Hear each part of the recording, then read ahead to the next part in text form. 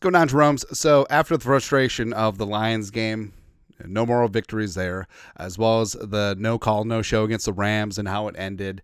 And you saw how the Vikings just didn't show up in the first half. And the Colts got their only touchdown of the game off of a very dubious play where Sam Darnold was hit in the head again. Like, Sam Darnold is the Tom Brady of getting hit in the head and not getting a flag on scoring plays. That's what happens, man. But the Vikings, they didn't cry in the breast milk at halftime. They didn't be like, 5-3 is still pretty good, blah, blah, blah. No, they sacked up and put together a fantastic second half. The Flores defense is so back, baby. Offensively, they look really damn good. So lots of things to work out, but still, a win is a win. And the Vikings moved to 6-2 on the season with a 21-13 win in probably the weirdest game I've seen from the Vikings in a while. Like, the Vikings and the Colts cannot play a normal game. That's what happens. But we got winners and losers from the game that was. Winner number one, the Flores defense. So we're so back. After two kind of dubious games, the Vikings put Jonathan Taylor Thomas in a freezer. The Colts only had 227 yards of total offense. And also they were 3 of 11 on third down. Amber is the color of your energy. Now, I know that Anthony Richardson is high variance, but I mean, did Flacco give you the best chance to win tonight? Probably not. No. Jordan Addison. So all of the free three talk, right? And it was just so funny. Like, honestly, athletes think that we're stupid, right? And a lot of people are, because they accepted Addison's remarks where he only had a fistful of targets over the last couple of games, and then he put out the free three social media post. It's like, oh, but he's been using that post forever, so obviously he's not asking for more targets in this offense. Just so dumb. But the squeaky wheel got the grease, got a ton of looks, 5 catches for 42 yards and a touchdown on 5 targets. Also got a run on a jet sweep, which is great. So, yeah, Addison being a huge part of this offense. Also, Jalen Speedy Naylor caught a touchdown too, with all that attention going to Justin Jefferson, which I love the analogy that the Colts talked about where Justin Jefferson is the weather. Like, you can't change him, but you just have to adjust to it. Or Justin Jefferson, the Rain Man. I like it. But yeah, Addison, even with Hawkinson back and even with Josh Oliver dominating, by the way, like, Addison has to step up. And it should be the most desirable wide receiver spot in the National Football League on a team that throws the ball vertically, on a team where you know that you're going to get singled up most of the time because Justin Jefferson is just Jupiter in terms of his gravitational pull. Yeah. Harrison Smith. So I was a little bit worried about Harrison early on in the game, but then had that fumble recovery early, and then 2 pass breakups on 3rd and 2 and 4th and 2. He really turned back the clock, man. Like, Harry the Hitman. I would just hope it was like Harrison gets the game-sealing interception there at the end, but Harrison looked really damn good tonight, and it's fitting since it's daylight savings that he turned back the clock. Truly did. Josh Oliver. Like, people knew that a Vikings tight end was going to break out this game. We just didn't know which one. Also, Johnny Munt had a chance to reel in a touchdown, too. Should have caught that one. But Oliver, 5 for 58 and a touchdown. The kill shot there at the end on 5 targets. Also, his blocking was fantabulous in this game yet again. Just looking really good. And also, you notice that the Vikings were in 12 personnel a lot. Also, they were going up-tempo a lot when they were getting the Colts stuck in favorable personnel matchups. So this is going to be the Vikings' look going forward. Jonathan Grenard got home for 2 sacks at the end, a fistful of pressures as well.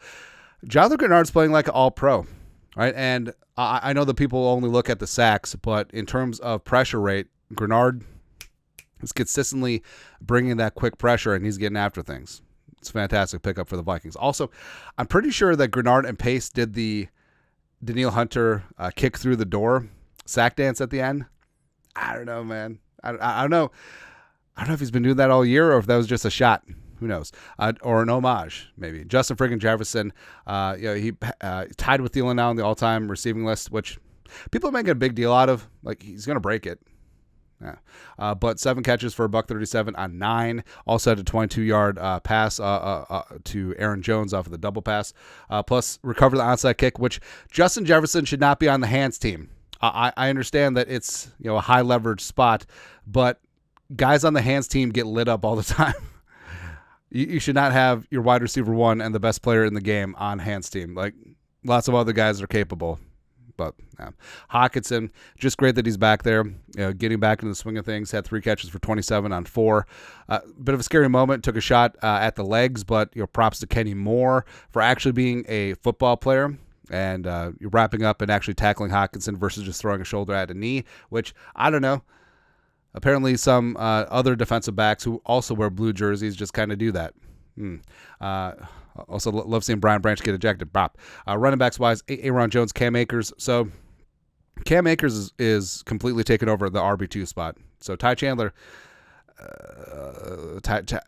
taking a back seat, man. But Aaron Jones, I mean, really close things out in that 4-minute drive that resulted in the Oliver touchdown. They combined for 110 yards on 27 carries. Jones also had 4 for 18 receiving, and that's a solid backfield duo. And Akers is a lot like Aaron Jones light. He's a solid do-it-all running back and pass block and catch out of the backfield as well. So I think that's a nice combination. I still freaking want a 260-pound sledgehammer, though. Just seeing Derrick Henry, right? Just like, why can't we have that? I understand that there's not many humans like that, but Byron Murphy had the interception that slammed the door. Had 2 weeks, 2 picks. Looking, well, it really runs hot and cold to Murph. It is what it is. Josh Metellus has done so many great things this year that don't show up on the stat sheet. He doesn't have as many splash plays as last year, but 5 tackles, plus when Pace exited briefly, he filled in an off-ball linebacker with Kamu, which I like that they basically swapped Cashman for Kamu this game, which is something that we've been bitching about for the last couple weeks. Hey, maybe Flores watches the channel. I don't know. Who knows? But Metellus, it really is a straw that stirs the drink on that defense. Cam Robinson, given the circumstances of him being traded and only getting 2 practices in, looked pretty damn good. Had 1 holding penalty as well as got fooled on a stunt. Well, it wasn't necessarily all on him. It really was more communication breakdown between him and Brandel and the back on that 3rd down. But that will certainly get things fixed. Like he just met Blake Brandel on Thursday, so. Cam Robinson was great, and like we said, given the circumstances of the Darisaw injury, Kwesi pulling together that trade in a matter of days, huge, monstrous. Also, Hadi Ward. Hadi Ward is extremely underrated, man. Like he might be the value free agent of the year for the Vikings. Consistently getting pressure when given opportunities. Got himself a sack. Led the team with 3 quarterback hits as well. 5'2" just gets after it, man. And also, Diamond Dallas Turner. So we don't have the snap counts, but he was out there probably for the most snaps that he's had since the Giants game. And I think that this was his best game. There was a maturity in the pass rush. You had 3 or 4 pressures, was getting it as well. So it's just a matter of time till the sacks start racking up and stacking up. Also, winner Kevin O'Connell. So I like the way that he didn't let the team get down on themselves at halftime. I like how he stayed aggressive in play calling, even though there were some setbacks with Darnold. But the 3rd and 16 double pass, I love the huevos there. Going up tempo when you're pressing personnel advantage. The fact that they had 0 goose egg D'Angelo Russell pre-snap penalties because they simplified things, that's coaching, right? And that's admitting that maybe things need to change and taking your ego out of it, and that's something that Kevin O'Connell did. Also, going for the jugular or the Josh Oliver touchdown, because convention would have said, okay, even with Will Reichard and his quad dinged up, it's a short field goal, grind some clock, made the Colts use their last timeout, blah, blah, blah, but they just like, no, we're just going to score. There you go. And lastly, so Jamie Erdahl, the pride of Bloomington, Minnesota. And obviously, it's really cool when former players as well as former coaches and luminaries and stuff blow the Gallahorn. But Jamie Erdahl, crusher in the media, Good Morning Football, she's fantastic there. And she's a lifelong fan. This is every fan's dream and a core memory for Jamie and her family and friends. And that's just awesome, man. That's even better that we won. Yeah, there you go. Some losers. A couple of these are Darnold related. So the horrible Darnold red zone interception, threw against the grain, threw against his body, rolling out to the left, took points off the board, although who knows if Reichard would have made the field goal. And I feel like he was just forcing things again. And you've seen him do that, where the second interception was terrible because he was just forcing it to Jefferson. And it felt like he wanted to get Hockenson a touchdown because this is a Disney movie. Now, just take what's there, man. That's what the problem with Darnold is, that he hangs on to the ball wanting 10 points on every drop back. You can't have that. And you still see receivers underneath. Like Addison was open underneath when he threw the first interception. And also Addison was open on the second interception too. All right. Maybe free 3 has a point. Who knows, man? But also, Darnold just takes so many bad sacks in a spot where, okay, we're on the edge of field goal range. Don't take a sack. And instead of stepping up into the pocket and taking a sack, which you can live with, I mean, him dropping back, taking 8, 9, 10-yard sacks, can't happen, man. But like we said, they're sweet and sour. Like Darnold dropped some freaking dimes out there tonight, man. But Garrett Bradbury, so him and the interior offensive line essentially got lit up. It was not a very good night for them. And, you know, DeForest Buckner is a stud. Grover, just that's the play that's going to go on and repeat. And yeah, Stewart did contact. Well, he didn't contact. He cold-cocked Darnold right in the helmet, which Darnold, we'll get to the refs here in a sec, but that's going to be the play that repeats over and over again because Bradbury, whether Ingram stepped on his foot or not, like just completely got manhandled. Like the mascots just completely dealing with those Pee-wee kids at halftime. Yeah, your interior offensive line as a whole was just not good. Will Record not thrilling, but of course, you know, the quad injury, reportedly he's going to be getting an MRI tomorrow on that, which just didn't look good, but hopefully he's going to be healed up and good to go. Also, is it just me or does it seem like there's been a record-breaking number of kicker injuries around the league this year? I don't know what it is. And the refs, so you have to play better than the refs ref, and there was a clear shot where Darnold was hit in the head on the fumble 6, scoop and score by the Colts.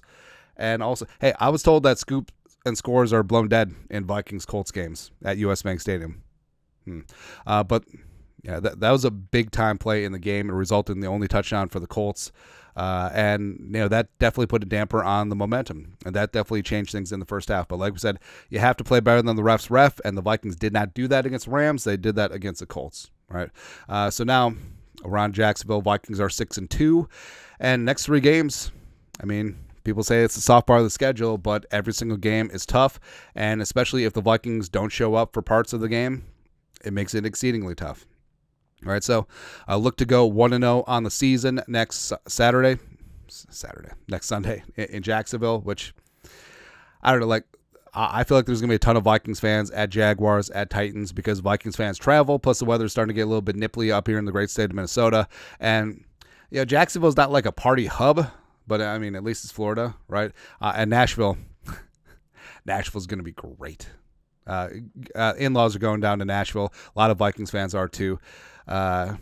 Just stay off of Broadway, man. Nothing good happens there. Anyways, that is it. Winners and losers from Vikings 21, Colts 13. Let us know your thoughts, our thoughts, comment section. You guys know what to do. Skull production value.